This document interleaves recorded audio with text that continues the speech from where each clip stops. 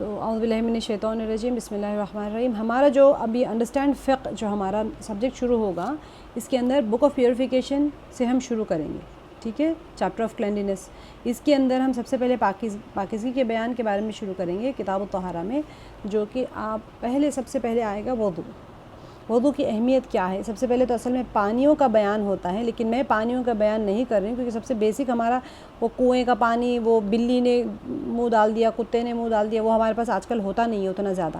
کریں گے انشاءاللہ ہم، وہ بھی ضروری ہے، لیکن وضو کے بعد میں ہم کریں گے غسل، کیونکہ بہت امپورٹنٹ چیز ہے ہماری وضو اور غسل، جس کی وجہ سے سب سے بڑی بڑی عبادتیں اس کے اوپر ڈیپینڈ کر رہی ہیں۔ اس کے بعد میں آپ کو نجاستوں کے بارے میں بتاؤں گی، کیونکہ ڈیفینیٹلی ہمیں جاننا چاہیے کہ ہمارے اطراف میں نجاستوں سے کون سی چیزیں ہیں جو نجاست غلیظہ ہوتی ہیں، نجاست خفیفہ ہوتی ہیں، کتنی نجاست لگ جائے۔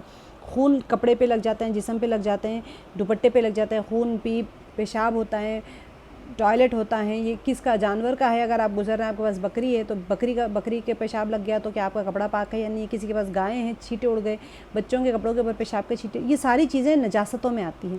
انشاءاللہ باذن اللہ ہم کریں گے وہ بھی۔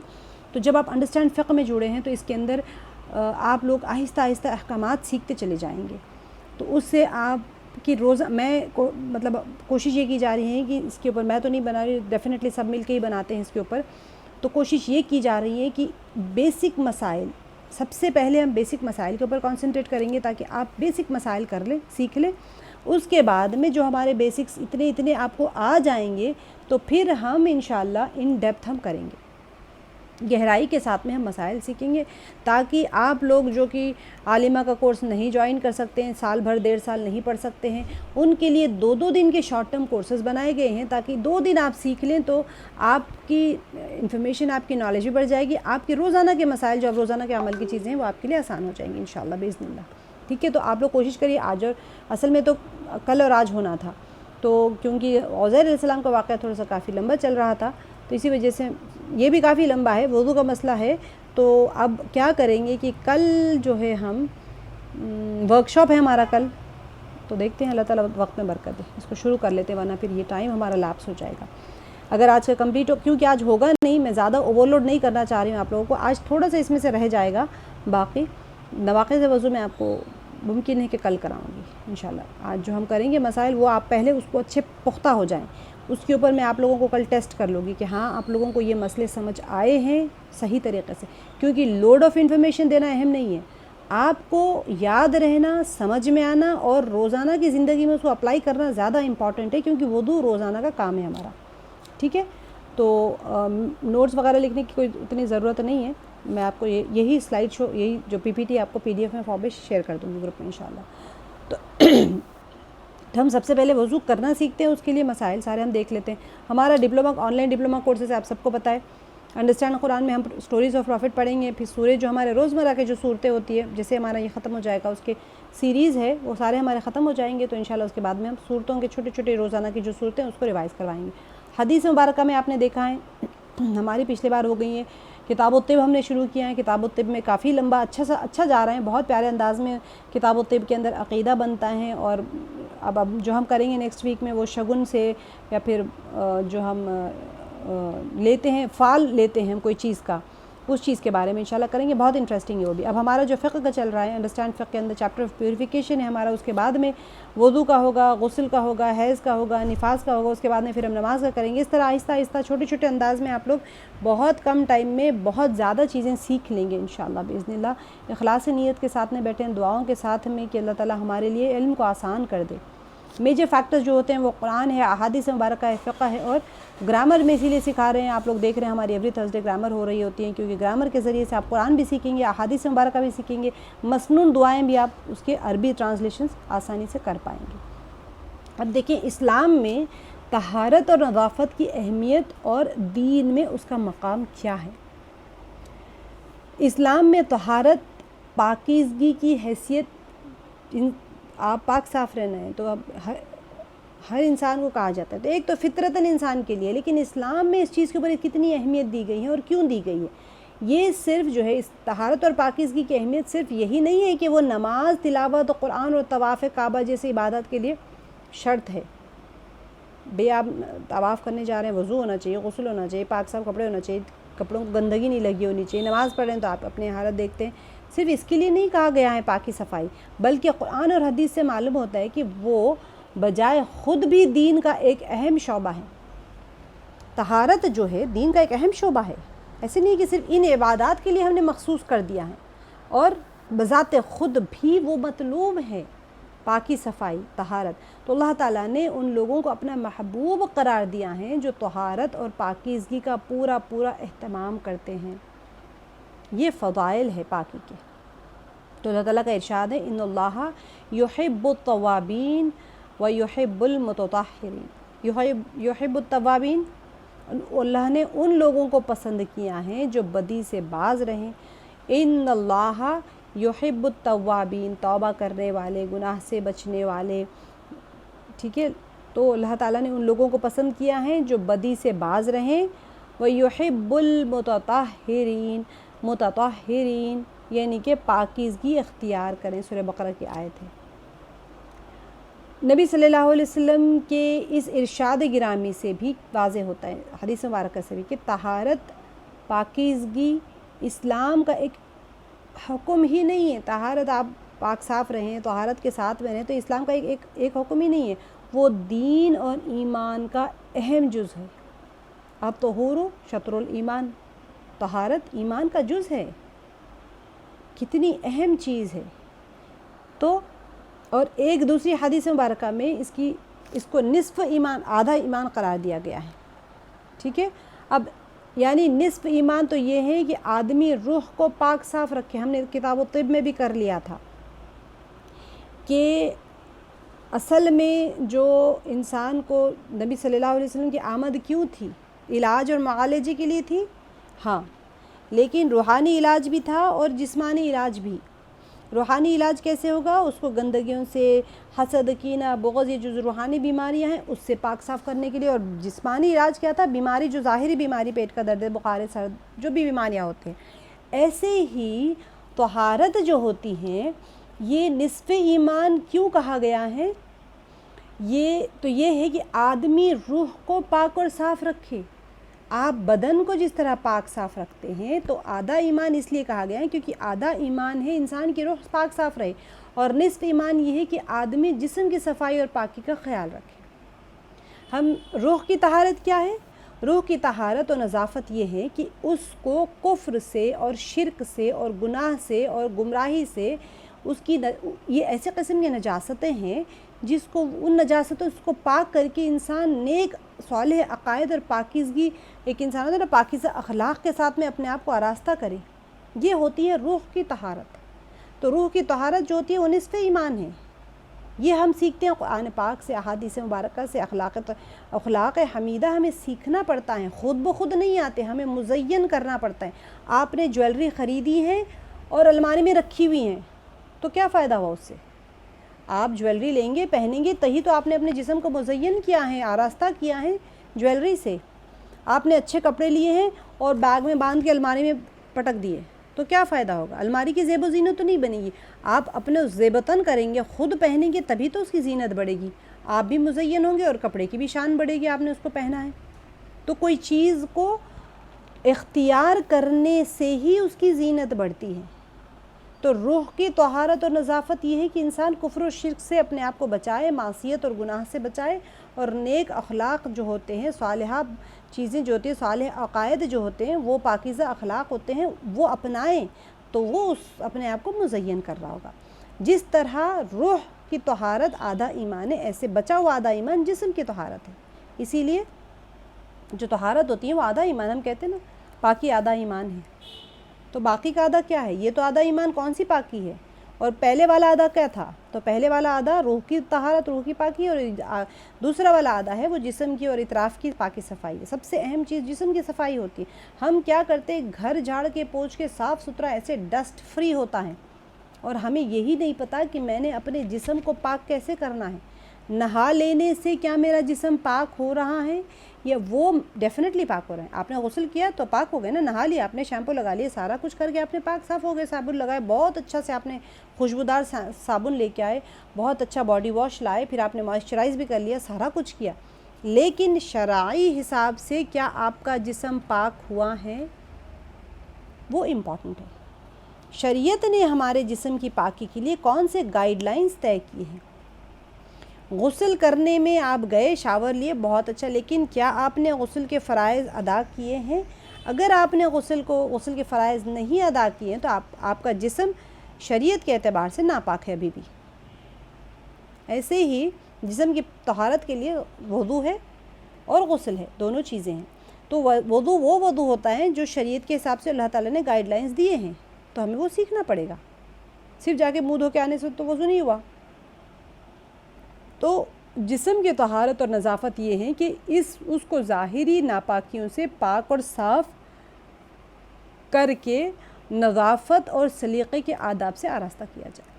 اب ہمیں یہی نہیں پتہ کہ ظاہری ناپاکیاں ہے کیا۔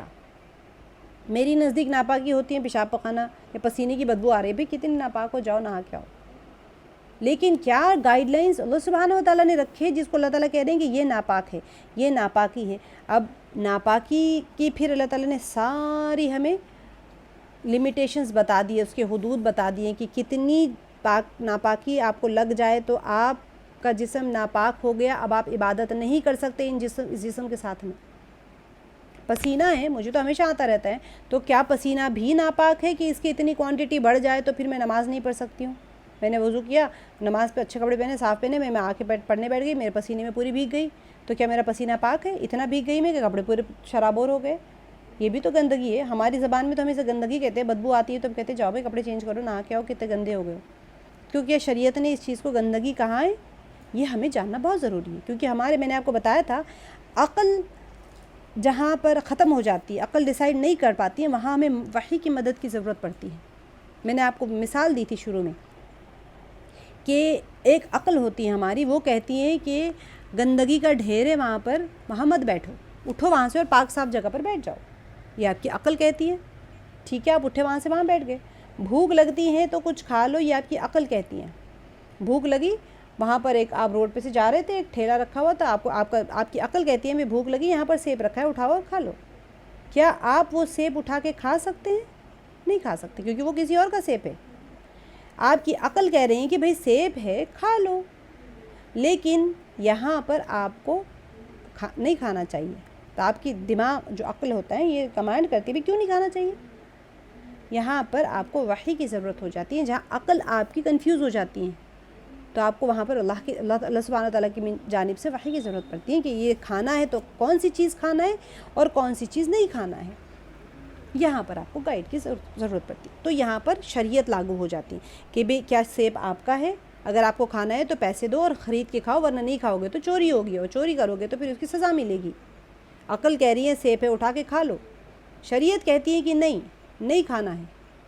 تو شریعت کو کیسے پتہ چلا کہ آپ کو کھانے کیا ہے، نہیں کھانا کیا ہے؟ گھر میں رکھا ہوا سیب آپ کھا سکتے ہیں، بازار میں رکھا ہوا سیب نہیں کھا سکتے۔ آپ پیسے دے کے خرید لو تو آپ کھا سکتے ہیں، گھر میں اتنی بڑی کشتی بھر کے فروٹس رکھے ہیں ہر قسم کے، بچہ آیا اٹھایا اور کھا لیا، آپ نے نہیں روکا۔ ایسے ہی آپ گئے دکان پہ، بچہ اٹھا کے کھانا چاہ رہے ہیں، آپ نے کہا نہیں کھاؤ، بچہ کنفیوز، یہ کیا بات ہے بھی، گھر میں اتنے سارے مٹھائی رکھی تھی، مجھے تو کبھی نہیں روکا، یہاں آ کے روک رہے ہیں، وہی مٹھائی جو گھر میں تھی وہ یہاں پر بھی ہے، وہ تو میں کھا سکتا تھا، یہ کیوں نہیں کھا سکتا؟ جس طرح چھوٹے بچے کی عقل کام نہیں کرتی ہے، اس طرح ہماری عقلیں بھی کام نہیں کرتی ہیں، جہاں پر اللہ تعالیٰ نے حد باندھ دی ہے کہ یہ آپ کر سکتے ہیں، یہ نہیں کر سکتے۔ تو وہ کرنے اور نہیں کرنے کے لیے ہمیں وحی کی ضرورت پڑتی ہے جو من جانب اللہ آتی ہے، اور جو وحی من جانب اللہ آتی ہے اس کے گائیڈ لائنز دیے جاتے ہیں ہمیں، نبی صلی اللہ علیہ وسلم کے ذریعے سے ہمیں سکھائے جاتے ہیں طریقے سارے، اور وہ طریقے ہمیں سیکھنے پڑتے ہیں۔ جیسے ہم بچے کی تربیت کرتے ہیں کہ بیٹا گھر میں کوئی چیز رکھی ہو تو کھا لینا، کسی کے اگر گھر جائیں تو پوچھے بغیر نہیں اٹھانا، آنٹی اگر دے دیں تو پھر بھی تھینک یو کر کے نہیں لینا، بس چپ چاپ بیٹھے رہنا جب تک میں اشارہ نہ کروں نہ، یہ سارے آپ سکھا رہے ہیں بچے کو۔ تو اللہ سبحانہ و تعالیٰ بھی ہمیں سکھا رہے ہیں کہ بیٹا یہ کرنا ہے، یہ نہیں کرنا ہے، میرے بندے تو اگر جنت میں جانا ہے تو یہ سارے کام کر، جہنم میں جانا ہے تو یہ سارے کام کر لے۔ اللہ تعالیٰ تو جہنم میں بھیجنا ہی چاہتے، جہنم سے بچنا ہو تو ان چیزوں سے بچ جا، جنت میں جانا ہے تو ان چیزوں کو اختیار کر لے۔ تو یہ چیزیں من جانب اللہ ہی ہمیں بتائی جا سکتی ہیں۔ تو ہمارے نزدیک پسینہ ناپاک ہے، اللہ تعالیٰ کے نزدیک کوئی اور چیز ناپاک ہے۔ تو وہ ہم سیکھیں گے انشاءاللہ۔ تو طہارت کی اہمیت کیا ہے؟ صفائی اور پاکیزگی کی اسی اہمیت کے پیش نظر ہی نبی صلی اللہ علیہ وسلم نے طہارت کی تفصیلی احکام دیے ہیں اور ہر معاملے میں طہارت اور نظافت کی تاکید کی ہے۔ کیسے کیا ہے؟ قرآن پاک کی آیات، ان اللہ یحب التوابین و یحب المتطہرین، بے شک اللہ ان لوگوں سے محبت کرتا ہے جو اس کی طرف کثرت سے رجوع کریں اور ان سے محبت کرتا ہے جو خوب پاک صاف رہیں۔ دوسری آیت قرآن پاک میں سورہ توبہ میں ہے، فیہ رجال یحبون ان یطہروا واللہ یحب المطہرین، کہ اس میں ایسے لوگ ہیں جو پاک صاف ہونے کو پسند کرتے ہیں اور اللہ پاک صاف لوگوں کو پسند کرتا ہے۔ یہ قرآن پاک کی آیت ہے۔ انما یرید اللہ لیذہب عنکم الرجس اہل البیت ویطہرکم تطہیرا، سورہ احزاب کی آیت ہے۔ اے نبی صلی اللہ علیہ وسلم، اہل بیت یعنی گھر والوں کو اللہ تعالیٰ تو یہ چاہتا ہے، یعنی اے نبی کے اہل بیت صلی اللہ علیہ وسلم، یعنی اہل بیت کہتے ہیں گھر والوں کو، اللہ تعالیٰ تو یہ چاہتا ہے کہ تم سے گندگی کو دور رکھے اور تمہیں ایسی پاکیزگی عطا کرے جو ہر طرح مکمل ہو۔ ٹھیک ہے، اب دیکھیں احادیث نبوی دیکھ لیتے ہیں۔ تو قرآن پاک کی آیات میں طہارت کی پاکی، کس طرح سے پاکی صفائی کی اہمیت ہے آپ کو پتہ چلی۔ چند احادیث نبوی، کیونکہ طہارت کے بہت سارے احکام ہیں قرآن پاک میں، دیکھیں وہاں پر حیض کے بھی آتے ہیں، نفاس کے بھی آتے ہیں، وضو کے بھی آتے ہیں، غسل کے بھی احکام آتے ہیں، سارے احکامات آپ کو روحانی طور پہ انسان کیسے اپنے آپ کو پاک کرے، جسمانی طور پہ کیسے پاک کرے، سارے ہم تو چند احکام کے بتا رہے ہیں آپ کو۔ ایسے یہاں پر احادیث مبارکہ سے بھی ہے کہ طہارت ایک جزء ایمان ہے۔ کیسے؟ یہاں پر احادیث مبارکہ کے یہاں پر ابو مالک اشعری رضی اللہ عنہ سے روایت ہیں، فرماتے ہیں کہ رسول اللہ صلی اللہ علیہ وسلم نے فرمایا طہارت اور پاکیزگی جزء ایمان ہے، ایمان کا جز ہے۔ اس کا مفہوم کیا ہے؟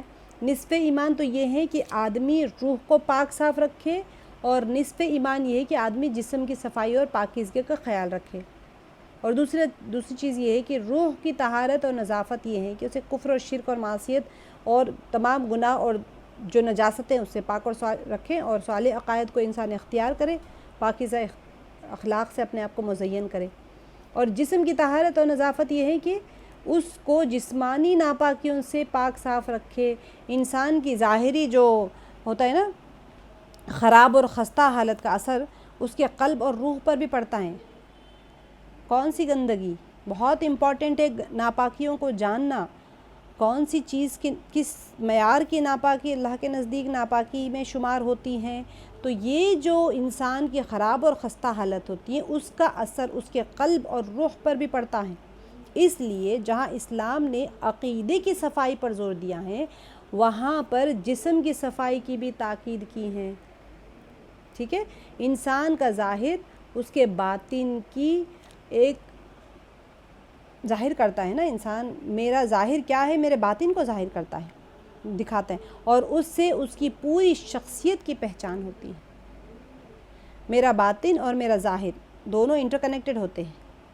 اگر میرا باطن گندا ہے تو ظاہر گندا ہے، میں گندگیوں میں رہتی ہوں تو اس کا اثر میرا قلب اور روح پر بھی پڑے گا، اور اگر میرا قلب اور روح گندگی میں مبتلا ہے، گناہوں میں مبتلا ہے، تو اس کا اثر میرے ظاہر پر بھی پڑتا ہے۔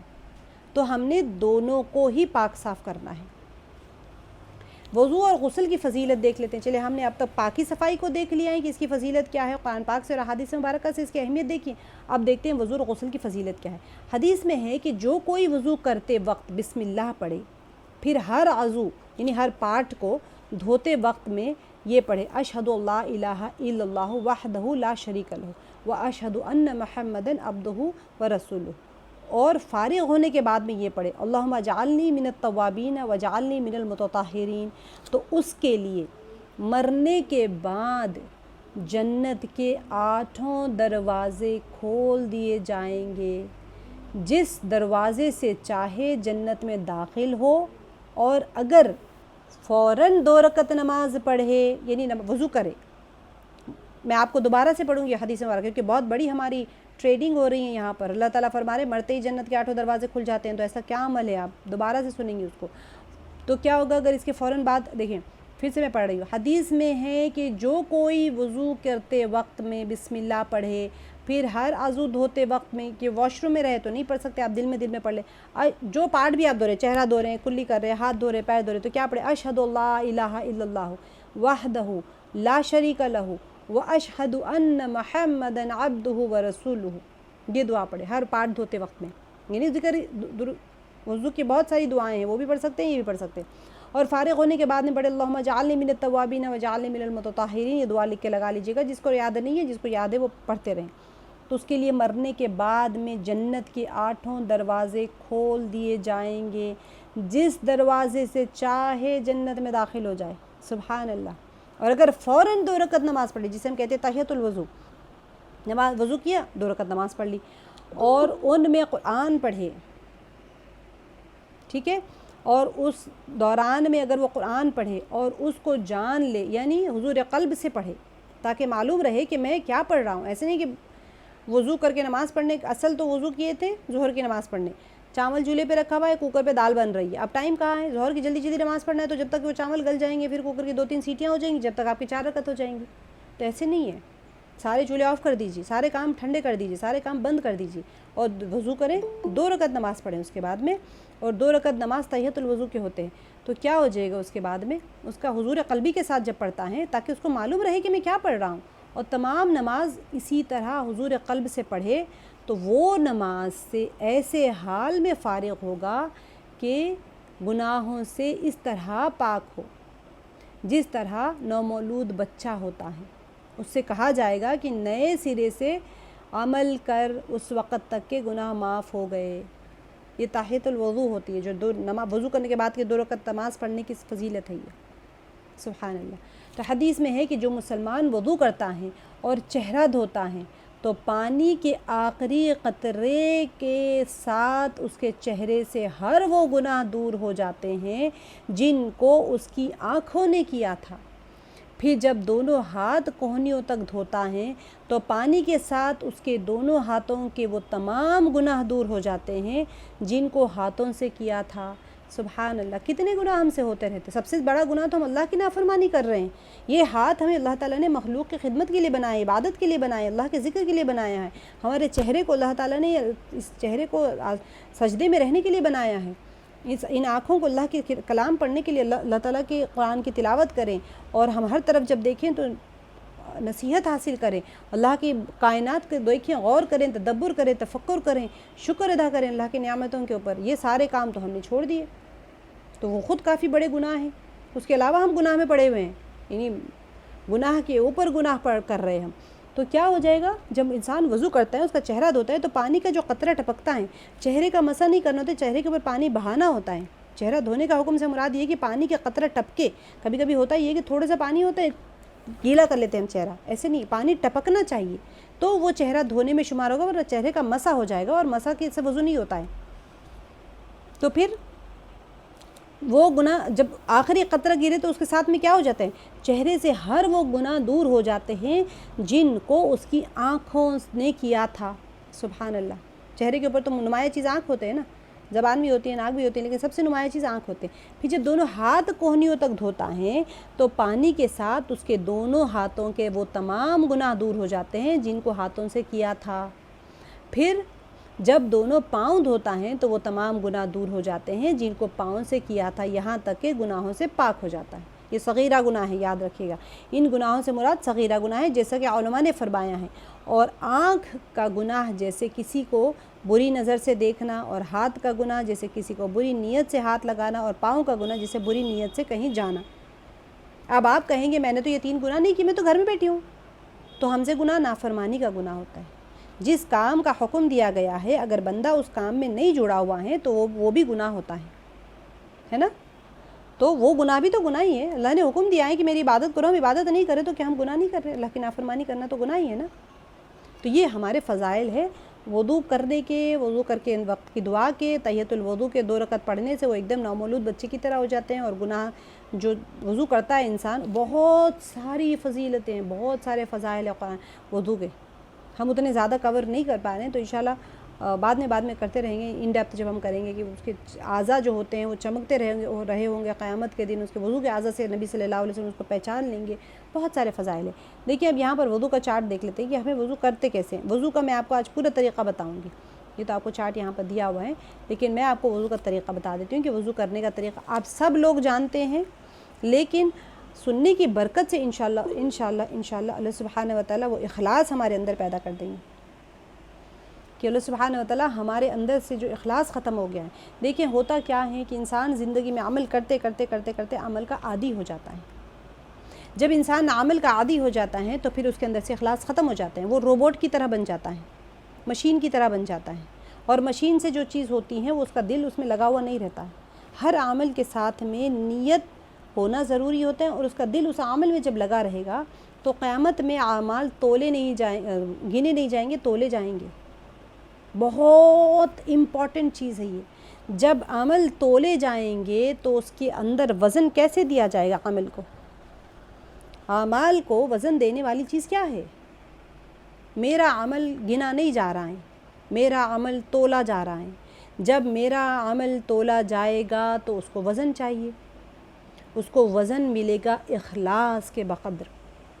جس میں جتنا اخلاص ہوگا اس کا وہ عمل اتنا وزنی ہوگا۔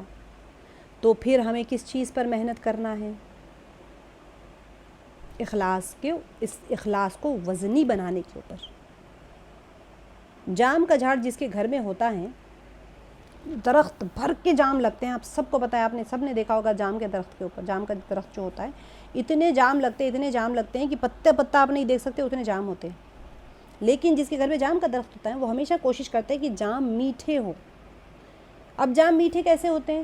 اب وہ اس کو 100 لوگ 100 مشورے دیں گے، بھئی یہ کرو، نمک ڈالو جڑ میں اور فلاں ڈالو، کوئی کہتا ہے کچھ ڈالو، وہ سب چیزیں ڈالتا رہتا ہے۔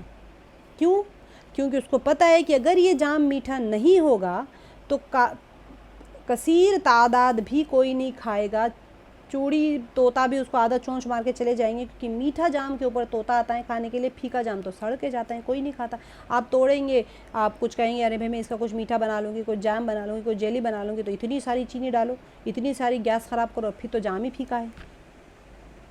تو ایسے ہی کثیر تعداد میں اعمال کی اہمیت نہیں ہوتی، اس میں جو چیز چاہیے ہوتی ہیں، جو اس کو اہمیت دیتی ہیں، وہ بہت اہم ہوتی ہیں۔ ہزاروں کے ذکر کر رہے ہیں، لاکھوں کے ذکر کر رہے ہیں، لیکن اس میں اخلاص ہی نہیں ہے۔ استغفر اللہ استغفر اللہ استغفر اللہ استغفر اللہ استغفر اللہ استغفر اللہ، دل کہیں اور، زبان کہیں اور، دماغ کہیں اور۔ لیکن اب زبان تو علماء، آج کے علماء کہتے ہیں یہ بھی ٹھیک ہے کہ زبان گناہ میں تو نہیں لگی، کوئی ایک عضو تو آپ کا اللہ کے ذکر میں لگائے، ایسے ہوتے ہوتے انشاءاللہ سارا کا سارا انسان کا وجود ہی اللہ کے ذکر میں لگ جائے گا، بے شک لگ جائے گا۔ لیکن ہمیں تھوڑی سی محنت کریں گے تو یہی استغفر اللہ جو آپ پڑھ رہے ہیں، یہی استغفر اللہ، یہی سبحان اللہ، یہی الحمدللہ، تھوڑے سے کانسنٹریشن سے اتنا وزنی ہو جائے گا کہ آپ نے آج 1000 بار پڑھا ہے، وہ قیامت کے دن جب تولے جائے گا تو پتہ نہیں کتنا وزنی ہو جائے گا۔ اس 1000 کو بھی ضائع نہ کریں، یہ نہیں کہ چلو 1000 پڑھ لیتے ہیں، کل دیکھیں گے اخلاص آئے گا، نہیں، آج اسی کو وزنی کر لیں۔ تو ہمارا جو آج وضو ہم کر رہے ہیں، آج سے میں جب اٹھ کے ظہر کی نماز کے لیے وضو کرنے جاؤں تو میرا وضو اتنا مضبوط ہو کہ میرے لیے جیسے ہی میں مروں 8 دروازے کھل جائیں جنت کے، اتنا میرے وضو میں اخلاص آ جائے۔ آپ سوچیں کہ وضو میں اخلاص کیسے ہوگا؟ تو وضو میں اخلاص ہوگا کہ آپ وضو کو وضو کرنے کے طریقے سے کریں، کانسنٹریشن کے ساتھ کریں اور دعائیں کرتے ہوئے کریں۔ وضو کی میں آپ کو دعائیں بھی دوں گی ساری، ہر عضو کے دھوتے، ہر پارٹ کو دھوتے وقت میں کون سی دعا کرنی ہے۔ اگر آپ کو عربی میں یاد نہیں ہوئی تو اس کے ترجمے سے بھی کر سکتے ہیں۔ وضو کا صحیح طریقہ یہ نیت سے سیکھیں کہ یا اللہ یہ سنت کا طریقہ ہے، میں سنت کو سیکھوں گی اور اخلاص کے ساتھ میں اس کو کروں گی۔ وضو کرنے والے کو چاہیے کہ وضو سے پہلے طہارت کی نیت کر لے، بغیر نیت کے وضو کا ثواب نہ ہوگا، اگرچہ وضو ہو جائے گا، ٹھیک ہے؟ تو آپ نے نیت کیا کرنا ہے؟ میں پاکی حاصل کرنے کے لیے وضو کر رہی ہوں، طہارت کی نیت کریں، جسمانی بھی اور روحانی بھی، کیونکہ جب گناہ جھڑ جاتے ہیں تو انسان کی روح بھی تو پاک ہو رہی ہے نا۔ ایک ایسا عمل ہو رہا ہے وضو جس کے اندر جسمانی پاکی بھی حاصل ہو رہی ہے، طہارت بھی، اور روحانی طہارت بھی حاصل ہو رہی ہے۔ دوسرا ہے کہ وضو کرتے وقت میں قبلے کی طرف منہ کر کے کسی اونچی جگہ بیٹھیں تاکہ چھینٹیں نہ پڑے۔ اب جس کے واش روم سے وضو کرنے کی جن کو عادت ہے، ٹھیک ہے، اس کے لیے میں بتا رہی ہوں آپ کو گائیڈ، یہ تو اب یہاں تو میں انسٹرکشنز، یہ تو وضو کی سنتیں ہیں۔ آپ جس کے گھر میں ویسٹرن WC ہے وہ ویسٹرن WC کا فلیپ گرا دیں، ٹھیک ہے. ٹوائلٹ میں وضو نہیں کرنا چاہیے اصل تو. آپ فلاپ گرا دیجیے ویسٹرن WC جس کے بھی گھر میں ویسٹرن اٹیچ باتھ رومز ہو گئے ہیں آج کل, کیا کر سکتے ہیں, ابھی زمانہ ہی ایسا ہو گیا ہے. ہمیشہ WC کا فلاپ گرا کے رکھیں اور واش روم کا دروازہ بند رکھیں. یہ آپ کو میں آداب میں سے بتا رہی ہوں, اہم چیز ہے, آج کل کی ضرورت کے حساب سے کرنا چاہیے.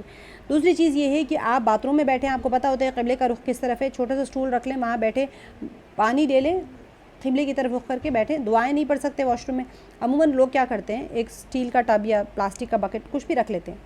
ٹھیک ہے, بیٹھ کے آپ جو تھوڑے سے گھٹنوں وٹنوں کا درد ہے وہ چیئر پہ بیٹھ جاتے ہیں. جن کو نہیں ہے واش روم سے باہر آ جائیں, واش روم کے دروازے کے سامنے بیٹھے. ایسے تو چھوٹے بچے تو نہیں ہے کہ آپ سورا پانی گرا دے رہے نیچے, تھوڑا سا وائپر مار دے پانی چلا جائے گا. کوشش کریں, کیونکہ ہمیں اپنے اعمال کو وزنی بنانا ہے, بس اس وجہ سے. ورنہ سہولت کے اعتبار سے جیسے آپ کرتے تھے ویسے کریں. ایسا نہ ہو کہ باجی نے ہمیں اتنے مشکل انسٹرکشنز دے دیے کہ فالو کرنے ہمیں مشکل ہو رہی ہے. یوزولی کوشش یہ کریں کہ تھوڑا سا پانی لے لیں, اپنے وضو کا ایک لوٹا الگ رکھیں. اہتمام, اللہ تعالیٰ اس چیز کو بہت پسند کرتے ہیں, کیونکہ بہت اعلیٰ عبادت ہے وضو کرنا بھی, کیونکہ عبادتوں کی کنجی ہے نا, وضو نماز کی کنجی ہے. تو اب نماز اتنی بڑی عبادت ہے تو اتنی بڑی عبادت کی کنجی بھی تو اتنی اہم ہوتی ہے نا. آپ جا کے بڑی تجوری کا لاک کھول رہے تو وہ چابی بھی تو حفاظت سے رکھتے ہیں, ایسے تھوڑی کہیں پھینک دیتے ہیں. تو وضو بھی بہت بڑی عبادت ہے, کیونکہ وہ بہت بڑی عبادت کی چابی ہے. تو تھوڑا سا اہتمام کر لیں, وضو کا اپنا ایک لوٹا بنا لیں الگ سے, کیونکہ وضو کر کے بعد کا جو پانی ہوتا ہے اس سے 3 گھٹ پینے سے بیماریاں دور ہوتی ہیں. تو آپ واش روم کے واش بیسن کے پانی سے تو کیسے نہیں کر سکتے نا, تھوڑا سا الگ لے لیں, اچھے سے فینسی لوٹا لے لیں, ٹوٹی والا پہلے زمانے میں ہوا کرتا تھا. ایک چھوٹا سا ایک ٹب رکھ لیں اپنے وضو کا, اور تھوڑے سے پانی سے وضو کرنا سنت ہے, یہ نہیں کہ نل بہا کے تو رہے. اہتمام کرنے کی کوشش کریں. میں بھی نہیں کرتی ہوں, میں نہیں کر رہی ہوں, میں کرتی ہوں, آپ کریں.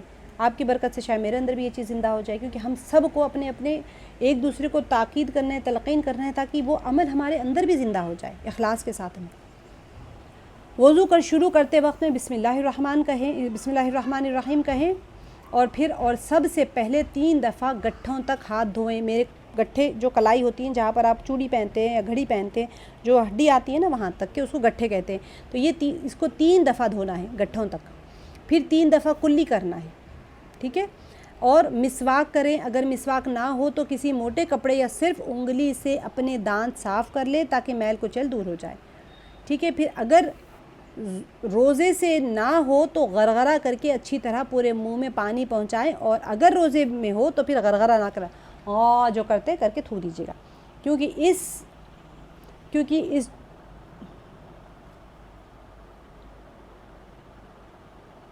یہاں چھوڑتے. پھر 3 بار ناک میں پانی لیں, غرغرہ کر لیں. اگر آپ روزے سے نہیں ہے تو پھر کیا ہوگا, وہ حلق میں جائے گا تو پھر روزہ ٹوٹ جانے کا گمان ہوتا ہے. پھر 3 بار ناک میں پانی ڈالیں اور بائیں ہاتھ سے اس طرح ناک صاف کریں کہ بائیں ہاتھ یعنی رائٹ سے ناک میں پانی لیں, لیفٹ سے صاف کریں ناک کی نرم ہڈی تک پانی پہنچ جائے. بائیں ہاتھ کی انگلی سے تھوڑا سا اندر کریں, نرم ہڈی تک ناک میں پانی پہنچ جائے. ٹھیک ہے, جس کا روزہ ہو نرم ہڈی سے اوپر پانی نہ لے جائیں, تھوڑا سا اور لے جائیں گے تو پھر اندر حلق میں جانے کے چانسز ہوتے ہیں. پھر سر کے بالوں سے لے کر کلی کر لیے, ناک میں پانی لے لیے. پھر چہرہ دھونا ہے. چہرہ کیسے دھوئیں گے, میں آپ کو ان ڈیپتھ جب ہم کرائیں گے تو بہت ڈیٹیل کریں گے انشاءاللہ. اب صرف آپ لوگ سمجھ لیں, یہ بیس کورس ہے, اس کو اگر آپ اچھے سے پرفیکٹ کر جائیں گے تو ہم لوگ ان ڈیپتھ سارا کریں گے کہ سر کا مسح کتنا کرنا ہے, کہ 1/4 کرنے سے کیا ہوگا, کیا 3 بال کے بھی لے کے مسح کر سکتے ہیں, پورے سر کے مسح کیسے کرنا ہے, سارا اس وقت ہم انشاءاللہ ان ڈیپتھ میں ہم سارے کریں گے. اب ایسے ہو کہ آج ہی میں مسلمان ہوئی, میرا اخلاص سب سے پہلے امپورٹنٹ ہے کہ میرے اپنے وضو کو جو میں سیکھ رہی ہوں اس کو میں کیسے وزنی بناؤں. اس کے بعد ہم گہرے ڈیٹیل کریں گے. اب کسی کو نمک اور شکر ہی نہیں پتہ, بھئی یہ نمک ہے, یہ شکر ہے, یہ مرچی ہے, یہ ہلدی ہے, تو آپ اس کو پکوان کیسے سکھائیں گے. سب سے پہلے تو آپ کو چیزوں کے بتائیں گے نا, بھئی یہ نمک ہے, دیکھو نمک کھارا رہتا ہے, شکر میٹھی رہتی ہے, مرچی سے منہ جلتا ہے, ہلدی اس طرح ہوتی ہیں, ادرک لہسن یہ ہوتا ہے. سب آپ پہلے انگریڈینٹس کی پہچان ہو جاتی ہے تو پھر وہ اچھی کوکنگ سکھا سکتے ہیں. تو ہمارا بیسک کورس یہی ہے کہ ہم آشنا ہو جائیں طریقے سے, اس میں زیادہ گہرائی میں نہیں جائیں گے. تو آپ یہ سیکھ لیجئے پہلے. پھر 3 بار ناک میں, اب چہرہ دھونا ہے. ٹھیک ہے, سر کے بالوں سے لے کر ٹھوڑی کے نیچے تک. سر کے بال, پیشانی جہاں اینڈ ہوتی ہیں وہ سر کے بال. اب کسی کے بال ہی نہیں ہے تو کیا پورے سر کو کریں گے, نہیں. یہ جو پیشانی کی ہڈی ہوتی ہے یہاں تک جہاں سے بال اگنے والے ہوتے ہیں نا سب کے یوزولی, وہ ہماری سر کے پیشانی کا ماتھے کا حصہ ہے. وہاں سے لے کے ٹھوڑی کے نیچے, جو ہماری ٹھوڑی ہوتی ہے اس کے نیچے تک جانا ہے آپ نے. ٹھیک ہے, ٹھوڑی تک ہی دھوتے ہیں لوگ, غلط ہے یہ طریقہ وضو کا. ٹھوڑی کا یہ جو لائن جو ہوتی ہے نا, ٹرائنگل جو لائن, وہ جہاں اینڈ ہوتی ہیں, جہاں سے گردن شروع ہوتی ہے, وہاں تک آپ نے دھونا ہے, ٹھوڑی کے نیچے تک. ٹھوڑی کے نیچے تک, اور ایک کان کی لو سے دوسری کان کی لو تک 3 دفعہ چہرہ دھوئیں. ٹھیک ہے, اور دونوں ابروؤں کے نیچے بھی پانی پہنچائیں تاکہ کہیں کوئی جگہ خشک نہ رہے. ابرو جو آئیبروز ہوتے ہیں نا یہ کسی کے بہت گھنے ہوتے ہیں تو تھوڑا سا اس کو وہاں تک بھی پانی پہنچا لیں. پھر یعنی کہ چہرہ تھوڑا سا مسل کے دھو لیں.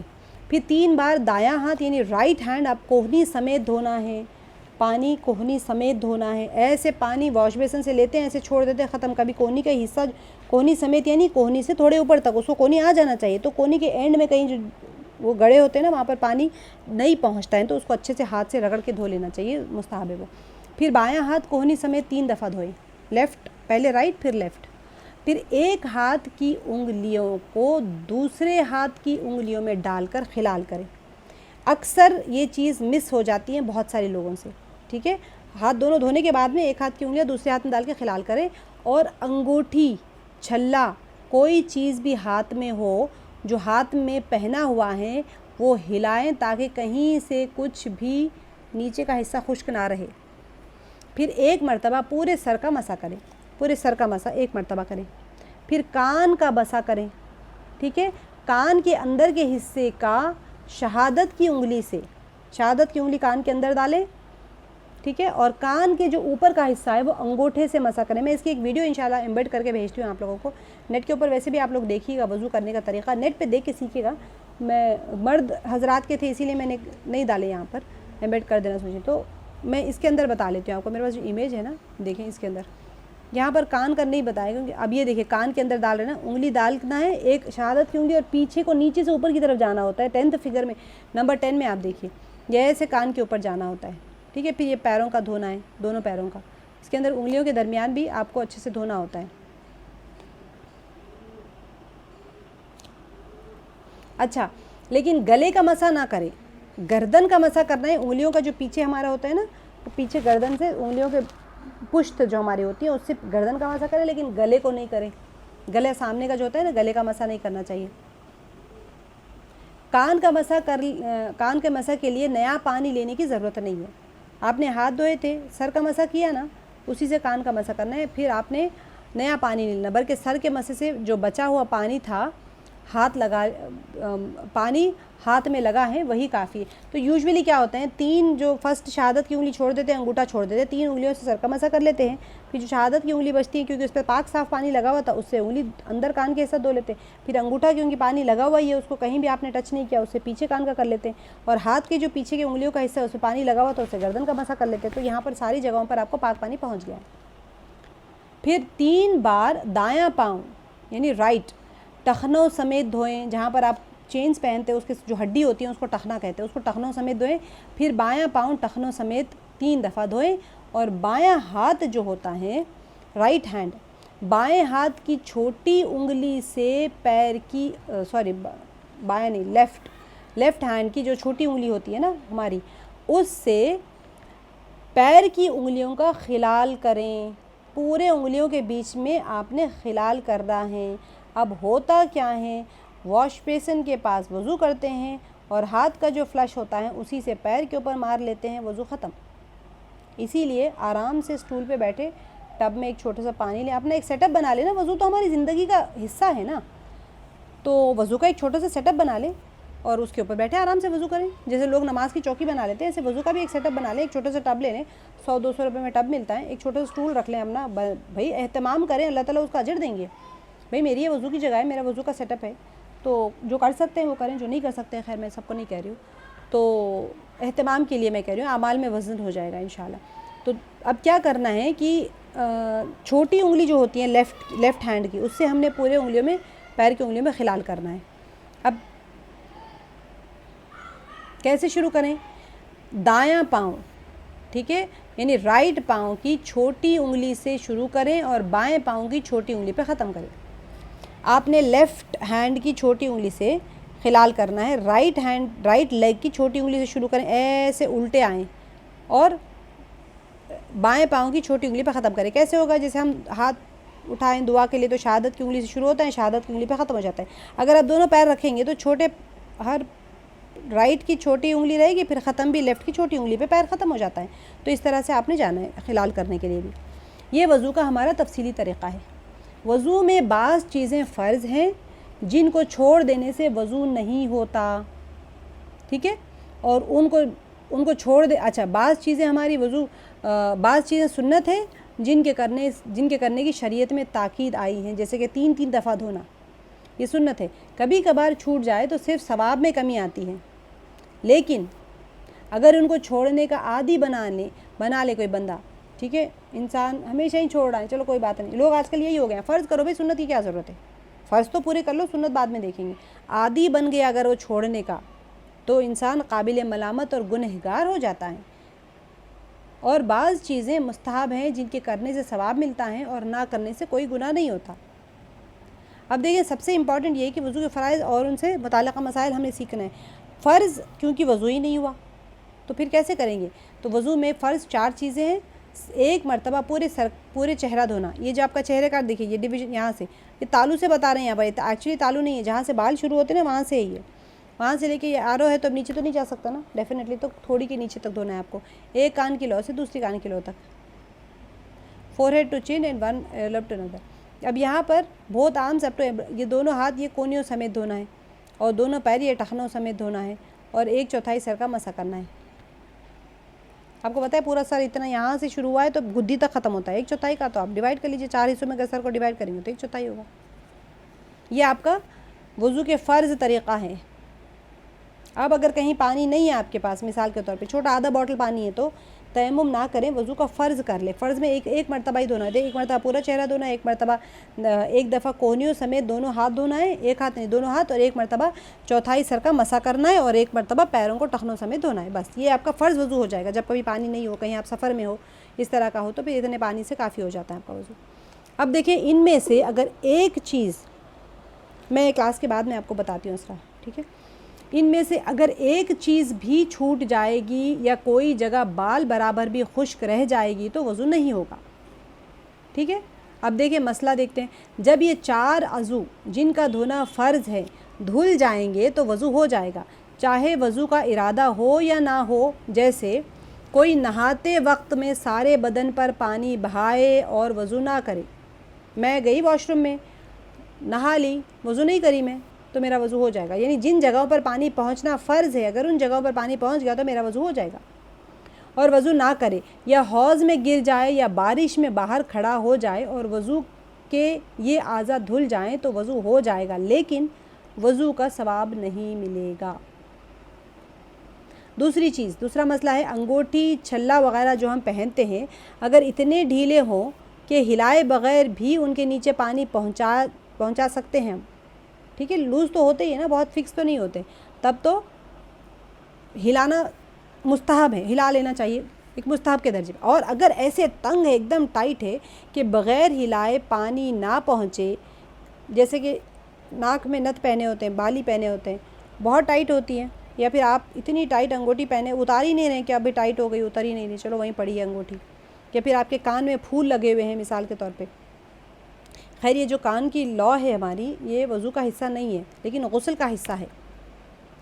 وضو میں آپ کے کان کی لولکی جو ہوتی ہے نا، اس کو بھگانا نہیں ہے، فرض وضو میں نہیں ہے نا، تو پھر آپ غسل میں، لیکن وہ حصہ ہے. کان میں اگر پھول اتنے ٹائٹ پہنے تو وہ تھوڑا سا ہلا کے اس میں پانی پہنچانا ہے. تو اگر کسی کی انگوٹھی اتنی ٹائٹ ہے کہ وہاں پر بغیر ہلائے کے پانی نہیں پہنچ سکتا تو پھر وہ ہلانا اس کے اوپر فرض ہو جائے گا، ورنہ وضو نہیں ہوگا. اچھا تیسرا مسئلہ دیکھیں، اگر کسی کے ناخن میں آٹا وغیرہ لگ کے سوکھ گیا اور اس کے نیچے پانی نہیں پہنچا تو وضو نہیں ہوا. جب یاد آئے اور آٹا دیکھے، آنا لکھا ہے، آٹا دیکھے تو اسے چھڑا کر پانی ڈال لے، اور اگر پانی پہنچانے سے پہلے کوئی نماز پڑھ لی ہو تو اس کو لوٹائے. اب دیکھیں یہ ٹھیک ہے، یہ تو مجھے پتہ چل گیا کہ آٹا تھا اور آٹا میں وضو کرتے وقت میں نہیں دیکھی، وضو ہو گیا میرا، بعد میں دیکھی، تو اب کیا کروں؟ میں پورا وضو کروں یا کیا کروں؟ نہیں، آپ وہ آٹا ہٹائیے اور وہاں سے تھوڑا پانی بہا دیجیے تو آپ کا وضو ہو گیا آپ کا. لیکن شرط کیا ہے کہ آپ نے اسی آٹے کے، سوکھے آٹے کے لگے ہوئے میں آپ نے وضو کیا، جا کے نماز پڑھ لی، تو آپ کا وضو ہوا ہی نہیں تھا، آپ کو نماز لوٹانی پڑے گی. اگر آپ نے نماز نہیں پڑھی، آپ دیکھ لیا آپ نے فوراً آٹا چھڑا دیے، وضو کر کے پھر نماز پڑھیں گے، وضو نہیں، وہاں سے پانی بہا دیں گے تو آپ کا وضو درست ہو جائے گا اور آپ کی نماز اب پڑھ لیں. ٹھیک ہے. اچھا مسئلہ دیکھیں، چوتھا مسئلہ ہے ٹھوڑی کا دھونا فرض ہے بشرطے کہ اس پر بال نہ ہو. میری ٹھوڑی ہے، چن، اس کا دھونا فرض ہے. چہرہ کا لمٹ میں آ گیا نا، وہ اوپر سے لے کے ٹھوڑی کے نیچے تک ہے، فیس لمٹ میں ہی آ گیا. اگر اس کے اوپر بال نہیں ہو تو ٹھیک ہے، اس قدر یا پھر اس قدر کم ہو کہ کھال نظر آ رہی ہے. بچے ہوتے ہیں جو ابھی ابھی داڑھی آتی ہے نا، ان کی تھوڑے بال تھوڑے اسکن، تھوڑا بال تھوڑا اسکن ہوتا ہے، تو پھر وہ کیا کرنا ہے، اس کا دھونا فرض ہو جائے گا. اگر داڑھی یا مونچھ یا بھویں اتنی گھنی ہو کہ کھال نظر نہ آئے تو کھال کا دھونا فرض نہیں. بہت اہم چیز ہے یہ، بلکہ وہ بال ہی کھال کے قائم مقام ہے، ان پر پانی بہا دینا کافی ہے. اب آپ سوچئے بال برابر بھی کوئی جگہ ڈرائی رہ گئی تو آپ کا وضو نہیں ہوا. اتنی داڑھی بھری ہوئی ہے چہرے پہ، اب کیا ایک ایک بال کو ہٹا ہٹا کے دھوئے گا بندہ؟ تو کیا فرمایا کہ بال ہی چہرے کے قائم مقام ہو جائیں گے، یعنی چمڑی کے قائم مقام ہو جائیں گے، تو بال کو دھو لیا اوپر سے تو کافی ہو گیا آپ کا. یعنی وہ جو داڑھی کے اوپر سے اگر اسے پانی بہا لیا تو پھر ہو جائے گا آپ کا وضو. اب مسئلہ نمبر 6 ہے ہونٹ کا جو حصہ منہ بند ہونے کے بعد دکھائی دیتا ہے اس کا دھونا فرض ہے. منہ بند کرنے کے بعد مطلب ایسے نہیں کہ ہونٹ دبا کے، آپ نارمل جو بند کرتے ہیں، ایک اندر کا نرم حصہ ہوتا ہے ہمارا گیلا حصہ، اور ایک ہوتا ہے باہر کا حصہ. تو منہ بند کر لینے کے بعد میں جو حصہ نظر آتا ہے اس کا دھونا فرض ہے. اب اسی سے آپ سوچ لیجئے، آپ کے جو لپسٹکس کا بھی میں بتاتی ہوں ابھی آپ کو انشاءاللہ اس کے اندر، ابھی بھی بتا رہی ہوں. آپ کے واٹر پروف لپسٹکس لگا رہے ہیں آج کل، پانی نہیں پہنچے گا، کمپنی والے کہہ رہے ہیں کہ اس کے نیچے پانی نہیں جائے گا، واٹر پروف ہے یہ، تو پھر وضو کیسے ہوا بھائی؟ نہیں ہوگا وضو، کیونکہ وہ نکالتے وقت کوئی کیمیکلز پتہ نہیں کیا لگا کے نکال رہے ہیں. تو واٹر پروف مسکارا لگا رہے ہیں، واٹر پروف آئی لائنر لگا رہے ہیں، واٹر پروف فاؤنڈیشن لگا رہے ہیں. کمپنی والا کہہ رہا ہے کہ یہ ایسا لیئر بن جاتا ہے اسکن کے اوپر کہ اس کے اوپر سے پانی بہہ جائے گا لیکن سرائیت کر کے اندر نہیں جائے گا. تو پھر آپ وہ بھی لگا کے نماز پڑھنے کے لیے وضو کریں گے تو وضو نہیں ہوگا. میک اپ فاؤنڈیشن کی بات نہیں ہو رہی، واٹر پروف کی بات کر رہی ہوں. لپسٹک نارمل لپسٹک ہے، کوئی سے بھی کھانا کھائے تو ختم ہو جاتی ہے، وہ ٹائپ کی لپسٹک ہے تو پھر اس کے اوپر وضو ہو جائے گا کیونکہ پانی سرائیت کر سکتا ہے اندر. یہاں کیا لکھا ہے، ہونٹ کا جو حصہ منہ بند ہونے کے بعد میں دکھائی دیتا ہے اس کا دھونا فرض ہے. ٹھیک ہے. اب دیکھیں مسئلہ نمبر 7، بھویں یا داڑھی یا مونچھ، اچھا یہ تو میں نے بتا دیا تھا. جو حصہ رخسار یعنی گال ہمارے جو ہوتے ہیں اور کان کے درمیان ہے اس کا دھونا فرض ہے. رخسار اور کان کے درمیان ایک چھوٹی سی جگہ ہوتی ہے بس، اگر وہاں پر داڑھی ہے تو یوزولی کیا ہوتا ہے وہ حصہ چھوٹ جانے کا ڈر رہتا، تو وہ بھی دھونا فرض ہے، چاہے اس جگہ داڑھی نکل آئی ہو یا نہ نکل آئی ہو. اب مسئلہ نمبر 9 دیکھیے، اگر آنکھ یا منہ کو زور سے بند کیا اور پلک یا ہونٹ کا کچھ حصہ خشک رہے. اب دیکھیے تھوڑے لوگوں کا چہرہ صابن سے دھونے کا ایسا انداز رہتا کہ بالکل مینچ لیتے آنکھ دبا کے، اور ہونٹ بھی ایسے اندر کر کے موڑ لیتے، اس کے بعد میں وہ صابن سے چہرہ دھو لیتے، فیس واش سے یا جس سے بھی دھونا ہے، وضو بھی ویسے ہی کر لیتے آنکھ بند کر کے. تو اتنا ٹائٹ بند کیے کہ وضو کرنے کے لیے ان کے چہرے کا کوئی حصہ، دیکھیے آنکھ کے اوپر کا جو حصہ نا چہرے کے اندر، یہ ہمارے آئی لیڈز بھی آ جاتے ہیں. آپ ٹائٹ بند کریں گے تو ہو سکتا ہے کہ وہاں پر کوئی حصہ بھیگا نہیں ہو، تو وہ چیز آپ آرام سے ٹائٹ بند کرنے کی ہوتی، کوئی خاص ضرورت نہیں ہوتی، ویسے بھی دھل جاتا. اگر وضو کرنے کے بعد معلوم ہوا کہ کوئی جگہ خشک رہ گئی تو پھر وہاں پر فقط ہاتھ پھیر لینا کافی نہیں بلکہ پانی بہانا فرض ہے. دیکھیے کوئی بھی دھونے کا جب حکم آ رہا ہے، چہرہ دھونا ہے، ہاتھ دھونا ہے، پیر دھونا ہے، ایسے پانی لے کے اگر آپ ہاتھ کوہنیوں تک ایسے مسا، بہت لوگوں کو آپ عام طور پہ دیکھیں گے پانی ہاتھ میں لیتے ہیں بس ہاتھ پھیر دیتے ہیں. پانی ٹپکنے کو کہتے ہیں دھونا. مسح میں اور غسلہ میں فرق یہی ہوتا ہے، مسح اور غسلہ میں کہتے ہیں پانی بہنا، ٹپکنا. 2-3 قطرے بھی ٹپک جائیں گے تو وہ پانی بہنے میں شمار ہوگا. اگر نہیں کر رہے ہیں آپ، تھوڑا سا پانی لے کے مس کر رہے ہیں تو مسح میں شمار ہوگا، آپ کا وضو ہوگا ہی نہیں، کیونکہ چہرہ، ہاتھ اور پیر دھونے کا حکم ہے، سر کا مسح کرنے کا حکم ہے، قرآن پاک کی آیت سے ثابت ہے یہ. تو وضو کرنے کے بعد میں یہ معلوم ہوا کہ کوئی جگہ خشک رہ گئی تو وہاں پر فقط ہاتھ پھیر لینا کافی نہیں ہوگا، پانی بہانا ہوگا وہاں سے. اچھا ہم وضو کی سنتیں کر لیتے ہیں انشاءاللہ، پھر اس کو کل کرتے ہیں، ورنہ پھر ایسا نہ ہو کہ آپ لوگوں کو 11 بجے سے آپ لوگ بیٹھیں، دو گھنٹے سے زیادہ پھر انسان کی ابزارب کرنے کی کیپیسٹی ختم ہو جاتی ہے۔ وضو کی سنتیں دیکھ لیجیے، آپ نے فرض دیکھ لیا وضو کا، کیا فرض ہے؟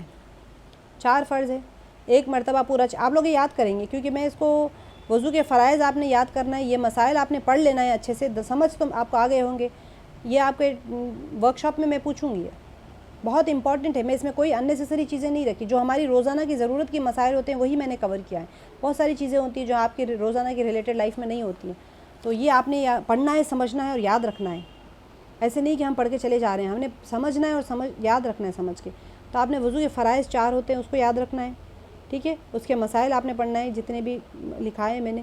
وضو کی سنتیں دیکھ لیجیے، نیت کرنا ہے، سب سے پہلے وضو کی سنت یہ کہ نیت کرنا ہے، بسم اللہ الرحمن الرحیم کہنا ہے، پہلے گھٹنوں تک گٹھوں تک ہاتھ دھونا ہے، یہاں پر تھوڑا سا لکھنے میں ایرر ہے، ٹائپ ایرر ہے، گٹھوں تک ہاتھ دھونا ہے، کلی کرنا ہے، مسواک کرنا ہے، ناک میں پانی ڈالنا ہے، پورے سر کا مسح کرنا ہے، اور ہر عضو کو 3 مرتبہ دھونا ہے۔ دھونے والے عضو کون سے؟ کلی کرنا ہے 3 مرتبہ، گٹھوں تک ہاتھ دھونا ہے 3 مرتبہ، مسواک کرنا ہے، مسواک تو ویسے ہی کرنا ہے، ناک میں پانی ڈالنا ہے 3 مرتبہ، اور پورے سر کا مسح 1 مرتبہ کرنا ہے۔ تو کیوں کہا یہاں پر ہر عضو کو 3 مرتبہ دھونا ہے؟ جو چیز دھونے والی ہے اس کو 3 بار کرنا ہے، اور جو مسح کرنے والی ہے وہ 1 بار کرنا ہے، جسے کانوں کا مسح کر رہے ہیں، سر کا مسح کر رہے ہیں، 1 بار کرنا ہے۔ ہاتھ اور پیر کی انگلیوں کا خلال کرنا سنت ہے، داڑھی کا خلال کرنا سنت ہے، اور ترتیب سے وضو کرنا سنت ہے۔ یہ نہیں کہ پہلے پیر دھو لیے بعد میں چہرہ دھو رہے ہیں، وضو تو ہو جائے گا لیکن سنت کا ثواب نہیں ملے گا۔ مسلسل وضو کرنا کہ ایک عضو خشک ہونے سے پہلے دوسرا عضو دھو لے، ٹھیک ہے، یہ آپ کی سنت ہے۔ یہ نہیں کہ میں نے آدھا وضو کیا، جا کے کام سارا کر کے آ کے پھر میں آدھا وضو کر رہی ہوں۔ سنت ہے، وضو ہو جائے گا لیکن سنت کے ثواب سے محروم رہے گی۔ دیکھیں جتنے طریقے ہیں، جو طریقہ بتایا گیا ہے اس سے وضو کرنا سنت ہے۔ اگر کبھی اس کے خلاف کیا، مثلاً کیا ہوا، ترتیب نہیں فالو کیا، آپ سب سے پہلے ہاتھ دھونے کے بجائے پہلے پاؤں دھو لیا آپ نے، ٹھیک ہے، پھر چہرہ وغیرہ دھوئے، یا ایک عضو دھونے کے بعد دوسرا عضو دھونے میں قصداً اتنی دیر کر دی، یعنی چہرہ دھوئے اس کے بعد میں اتنی دیر کر دی کہ چہرہ سوکھ گیا پھر آپ ہاتھ دھوئے، تو کیا ہوگا؟ یا وضو کی کوئی سنت چھوڑ دی تو بھی وضو ہو جائے گا لیکن سنت کے مطابق نہیں ہوگا۔ اگر کوئی اس طرح کرنے کی عادت بنا لے تو گنہگار ہوگا۔ سنت چھوڑنے کی عادت بنا لے کوئی تو وہ گنہگار ہوگا۔ اللہ تعالی ہم سب کو سنتوں کے اوپر مضبوطی کے ساتھ عمل کرنے والا بنائے۔ دیکھیں وضو کے مستحبات سے متعلق، اب آپ وضو کے اندر جو میں مسائل بتائی یہاں پر، صرف مستحبات نہیں بتائی آپ لوگوں کو، کیونکہ وہ بعد میں کریں گے انشاءاللہ ہم ڈیٹیل میں۔ یہ چیزیں آپ کو جاننا ضروری ہے، مسئلے، کیونکہ روزانہ مسئلے ہوتے رہتے ہیں، مفتیان سے مسئلے ہی پوچھتے ہیں لوگ، آ کے طریقہ کوئی نہیں پوچھتے۔ مجھ سے آج تک کسی نے نہیں پوچھا کہ باجی وضو کی سنتیں کیا ہیں، وضو کا فرض کیا ہے، وضو کرنا کیسے ہے، غسل کیسے کرنا ہے، یہ کوئی نہیں پوچھتا ہے، مسائل ضرور پوچھتے ہیں۔ تو اگر طریقہ سیکھ لیں گے، مسائل سیکھ لیں گے تو آپ کو وہ چیپٹر میں آپ پرفیکٹ ہو جائیں گے۔ دیکھیے سب سے پہلا مسئلہ ہے، ہر عضو دھوتے وقت میں مناسب ہے کہ اس پر ہاتھ بھی پھیر لیا کرے تاکہ کوئی جگہ خشک نہ رہے، پوری طرح پانی پہنچ جائے، ٹھیک ہے، یہ مستحب ہے۔ آگے وقت آنے سے پہلے ہی وضو کر کے نماز کی تیاری کر لینا بہتر اور مستحب ہے، ٹھیک ہے۔ اب تیسری ہے، وضو کے دوران اور اس سے فارغ ہونے کے بعد مسنون دعائیں پڑھیں۔ وضو کے دوران یہ دعا پڑھیں، اللہم اغفر لی ذنبی ووسع لی فی داری وبارک لی فی رزقی۔ اللہم اغفر لی، اللہ میری مغفرت کر دیجیے، ذنبی میرے گناہوں سے مجھے معاف کر دیجیے، ووسع لی فی داری، اور وسعت عطا کریے مجھے اپنے پاس میں، وبارک لی فی رزقی، اور برکت عطا کیجیے میرے رزق میں، ٹھیک ہے، یہ دعا پڑھ لیں۔ وضو کے دوران کہ میں آپ کو سب دعائیں دوں گی انشاءاللہ. وضو کرنے کے بعد اگر مکروہ وقت نہ ہو تو بہتر ہے کہ 2 رکعت نماز پڑھ لے. اس کو کہتے ہیں تحیۃ الوضو. اس نماز کو تحیۃ الوضو کہتے ہیں.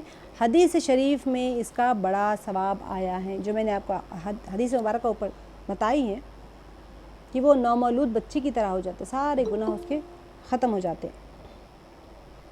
اب یہاں پر اگر وضو کرنے کے بعد اگر مکروہ وقت نہیں ہے تو 2 رکعت تحیۃ الوضو ضرور پڑھیں, ٹھیک ہے. حدیث شریف میں اس کا بڑا ثواب آیا ہے.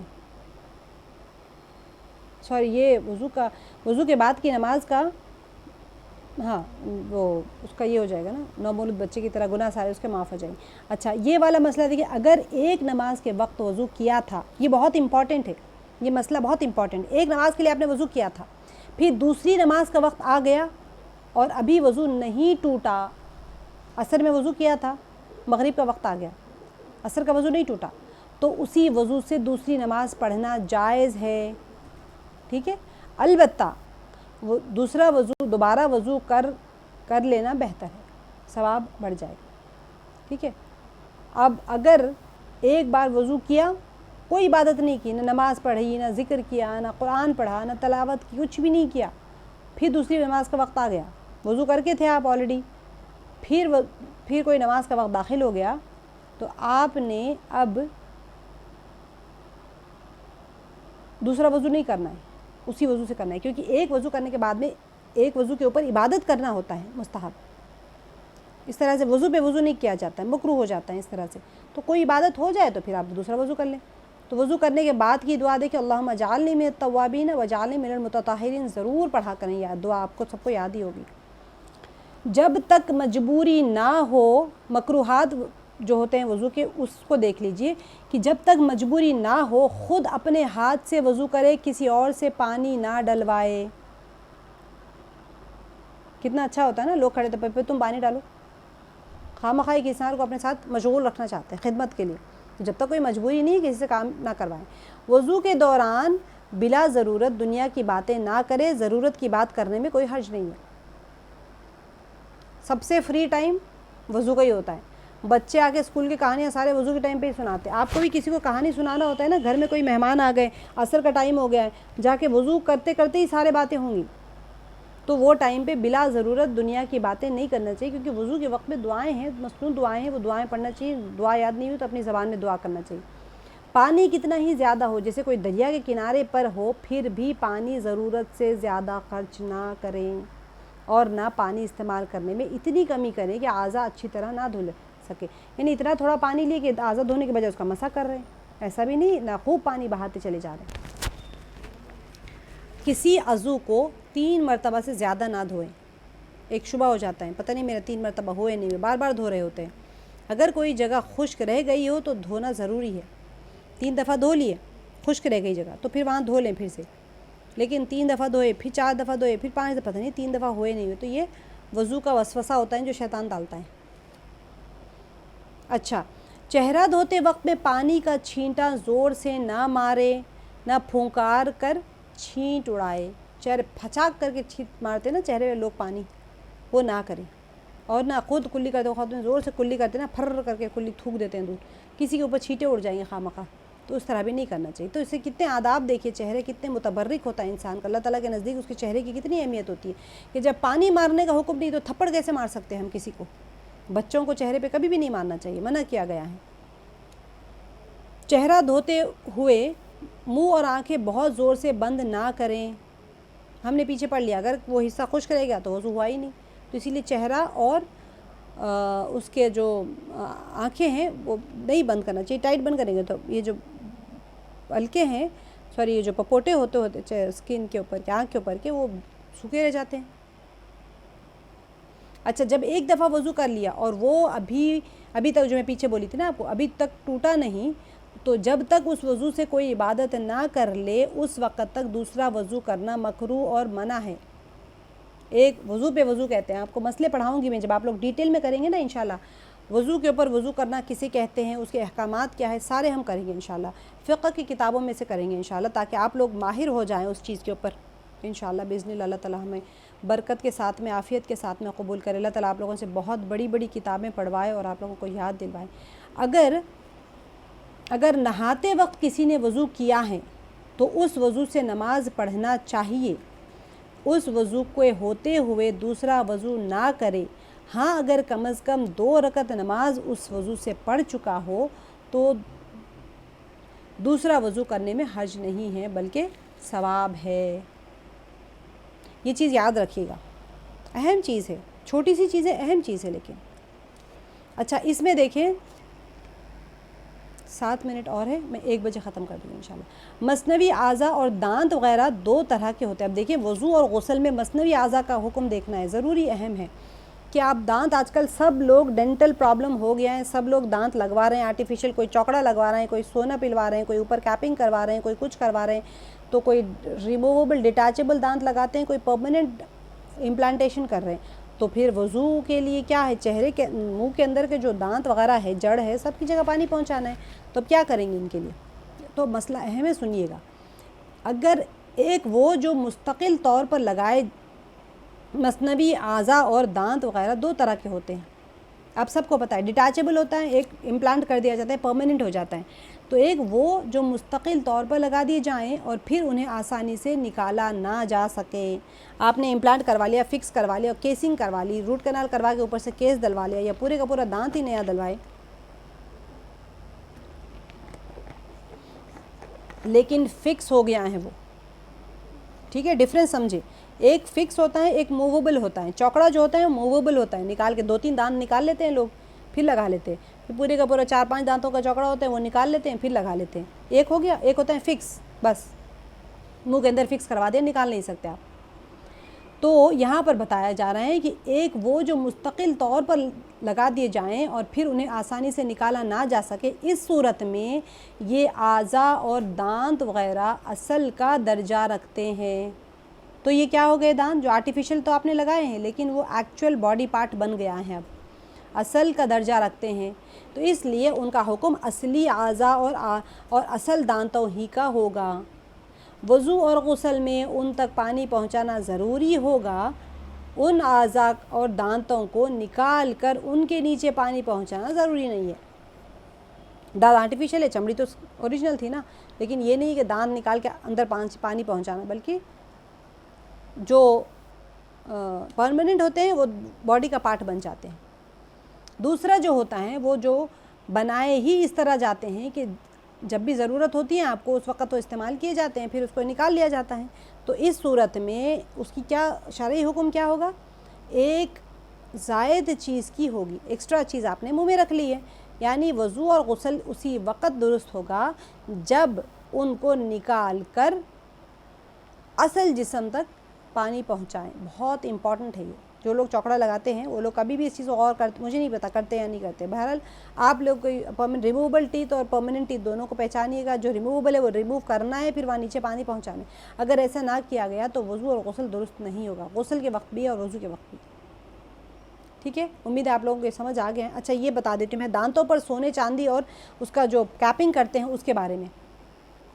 علاج کے طور پر دانت کے سوراخ میں سونا، چاندی یا لیڈ، سیسا جسے کہتے ہیں، سے کوئی چیز ڈال کر دانت بند کر دیا جاتے ہیں، جو آج کل کے روٹ کینال میں ہو رہا ہے. ٹھیک ہے، تو وہ ڈالی ہوئی چیز بدن کا جز بن جائے گی. اب اس کو نکال کے آپ نے وہاں تک پانی نہیں پہنچانا ہے، اور وضو غسل میں اس چیز کو پانی پہنچانا کافی ہو جائے گا. یعنی آپ نے جو امپلانٹ کیا ہوا دانت ہے، روٹ کنال کرایا ہے، وہاں تک پانی پہنچ گیا تو ٹھیک ہے، اس کی جڑ تک پانی پہنچانا نہیں ہے. اب یہاں پر جو آپ فاؤنڈیشن میک اپ وغیرہ ہے اس کا حکم دیکھ لیجئے گا. سرخی پاؤڈر اور کریم میں اگر کوئی ناپاک چیز ملی ہوئی نہ ہو تو استعمال کرنے میں کوئی حرج نہیں ہے. ناپاک چیز خنزیر کا کوئی پروڈکٹ لگے ہوئے اس کے اندر ملے ہوئے ہیں تو پھر بہتر نہیں ہے کہ وہ استعمال کریں. اگر کچھ بھی نہیں ہے تو آپ استعمال کر سکتے ہیں. البتہ اگر ان میں سے کسی چیز کی بھی تہ جم جاتی ہو تو وضو کے صحیح ہونے کے لیے اس کا اتارنا واجب ہے. واٹر پروف میک اپ، تہ جم رہی آج کل تو آپ سب کو پتہ ہے برش سے فاؤنڈیشن لگائے جا رہے ہیں. میں تو خود حیران ہو گئی دیکھ کے کہ بھئی پینٹنگ برش کی طرح برش کر کے لیئرز پتہ نہیں کتنے لیئرز لگا رہے ہیں اس کے اوپر. स्प्रे मार रहे हैं, फिर लेयर लगा रहे हैं, फिर लेयर लगा रहे हैं, फिर लेयर लगा रहे हैं, अल्लाह अकबर कबीरा। इतने सारे लेयर्स के अंदर पानी कहाँ से पहुँचेगा? पहले ही वो वाटर प्रूफ है, तो ये उतारे बग़ैर वज़ू सही नहीं होगा अगर कोई वो आ गया तो। अच्छा, विग का इस्तेमाल और उसके बारे में वज़ू देखिए, कोई विग अगर आप लोग इस्तेमाल कर रहे हैं तो विग यानी मसनवी बाल अगर इंसान के हों तो उनका लगाना गुनाह कबीरा है। पहले ज़माने में होता ये था कि घर में किसी के बाल झड़ते थे, वो जमा करते थे इतने सारे, फिर उसके बाद में पता नहीं घर में एक आध बूढ़े होते थे, वो बाल की विग बनाना आता था उन लोगों को, मसनवी चोटी। तो अगर इंसान के बाल है तो उसका लगाना गुनाह कबीरा है, नहीं लगाना चाहिए किसी के इंसान के बाल। अब हदीस में इस पर लानत आई है जो बाल इस तरह से लगाते हैं, और अगर किसी दूसरे जानवर के हो तो लगाना जायज़ है। प्लास्टिक के भी हो रहे हैं आजकल, जानवर कहाँ मिल रहे हैं इतने बाल निकालने के लिए। अलबत्ता बाहर ज़रूरत वज़ू में मसाह के वक्त में मसा करना है, सर का मसा। अब विग लगाए हुए तो विग के ऊपर से मसा नहीं होगा, तो क्या है यहाँ पर मसा के वक्त उनको उतारना ज़रूरी है। अगर उन पर मसा कर लिया तो वज़ू नहीं होगा। सुभान अल्लाह, विग के ऊपर से मसा करेंगे तो वज़ू नहीं होगा। अच्छा, ये वज़ू तोड़ने वाली चीज़ों का मैं कल इंशाल्लाह आप लोगों को करेंगे। आज हमारा आप लोग इतना याद रख लीजिएगा, तो मैं आप लोगों को कल वज़ू तोड़ने वाली कौन सी चीज़ें हैं आप लोगों के साथ डिस्कस करें। स्क्रीन आ रहा था ना तब से आप लोग के साथ, स्क्रीन शेयर हो रहा था ना? जी, समझ आया? रिकॉर्डिंग मैं स्टॉप कर रही हूँ।